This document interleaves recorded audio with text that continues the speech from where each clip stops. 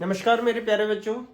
आज फिर मैं आपके लिए एक नया टॉपिक लेकर के आया हूँ। आपके एग्जाम में पूछा जाता है कि त्रिभुज का क्षेत्रफल बताइए और आपको निर्देशांक दे रखे होते हैं। तो आप समझिए त्रिभुज का क्षेत्रफल बहुत ही आसान तरीके से बताऊंगा आपको मैं कि यदि आपको एक त्रिभुज दे रखा है इस तरीके से ए बी और सी और इसके निर्देशांक दे रखे हों x1 y1 x2 y2 और x3 y3, इस तरीके से आपको निर्देशांक भी मिलेंगे।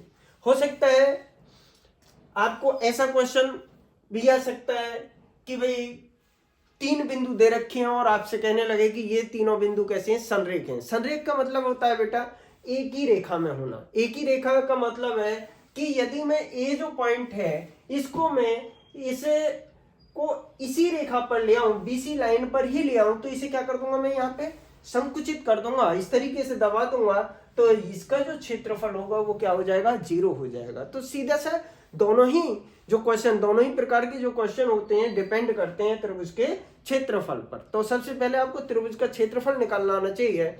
तो मान लीजिए यही क्वेश्चन है, देखिए आप, और इसके जैसे आप कई क्वेश्चन कर सकते हो जो भी आपके एग्जाम में आएगा आप कर लेंगे यदि आप इस क्वेश्चन को ढंग से समझ लेते हैं। तो देखिए क्या कहा है इसने, उस त्रिभुज का क्षेत्रफल ज्ञात कीजिए जिसके शीर्षों के निर्देशांक 0,0 2, मान लीजिए ये निर्देशांक दे रखा है 0,0 दे रखा है, एक दे रखा है हमें कितना दे रखा है 2,0 दे रखा है, तीसरा निर्देशांक दिया है उसने 0,3, तो 0,3 कैसे करना है आप बहुत जल्दी बहुत ही आसान तरीके से आप निकाल सकते हैं इसे। तो सबसे पहले आप लिख लीजिए यहाँ पे त्रिभुज का क्षेत्रफल।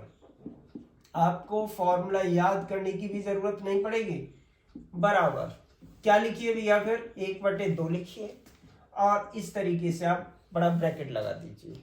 उसके बाद में जो आपको पॉइंट जो भी पॉइंट दे रखे हों, जैसे कितना है ये 0,0 है, दूसरा दे रखा था 2,0 है, तीसरा दे रखा था 0,3 है, इस तरीके से लिख लें।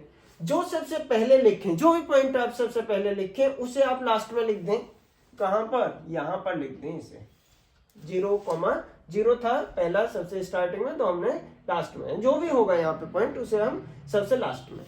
आपको करना क्या है, आप इस तरीके से तिरछी मल्टीप्लाई करिए, ऐसे करके इस तरीके से करिए और मल्टीप्लाई करके यहाँ ब्रैकेट लगाइए और वहां पर लिख दिए 0 की 0 में होगी क्या आ गया 0, जो भी आए 2 की 3 में होगी 3 दूनी 6, प्लस लगाते चलिए बीच में 6, 0 की 0 में हुई +0। समझ में आ गई बात। अब इसके बाद में आपको क्या करना है कि बीच में माइनस लगाना है आपको, फिर ब्रैकेट लगाना है, फिर आपको मल्टीप्लाई करनी है इस तरीके से, इसकी मल्टीप्लाई इसमें, इसकी मल्टीप्लाई इसमें और इसकी मल्टीप्लाई इसमें, यानी 2 की 0 में करेंगे तो क्या आ गया 0 आ गया, 0 की 0 में हुई तो क्या आ गया हमारा 0 आ गया, और 0 की 3 में हुई तब भी हमारा क्या निकल के आ गया 0 आ गया। दोनों तरीके से देख लिया आपने, पहले ऐसे मल्टीप्लाई करी 0 की 0 में, 2 की 3 में हो गई और 0 की किस में हुई 0 में हुई, फिर ऐसे देखी मल्टीप्लाई तो 2 की 0 में हुई 0, 0 की 0 और 0 की 3 में हुई तो भी 0।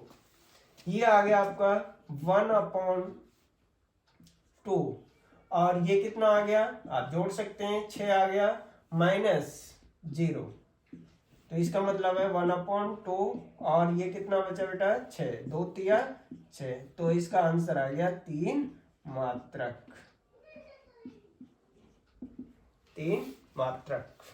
इस तरीके से आप लिख सकते हैं। क्षेत्रफल वैसे वर्ग में होता है, आपको पता होगा, जो भी आपको दे रखा हो मात्रक में लिख दीजिए इसे जो है। इसी तरीके से यदि कहता संरेख है तो उसमें इसका क्षेत्रफल कितना आना चाहिए था 0 आ जाता। यदि हम इसे सॉल्व करते, बिल्कुल सेम इसी तरीके से सॉल्व करना है, आप करके देखिए इसे, इसी तरीके से सॉल्व करना है और इसका जो आंसर है यानी क्षेत्रफल किसके बराबर आ जाता है 3 ना करके 0 आ जाता, तो हम कहते हैं कि ये तीनों बिंदु कैसे हैं समरेख हैं। और क्षेत्रफल कभी भी नेगेटिव नहीं होता है। यदि कहीं भी माइनस में आ जाए, मान के चलिए यदि माइनस के 3 आ रहा होता तो माइनस को छोड़ देते, क्योंकि क्षेत्रफल कभी भी ऋणात्मक नहीं होता है। क्वेश्चन समझ में आया होगा, मेथड समझ में आया होगा आपके।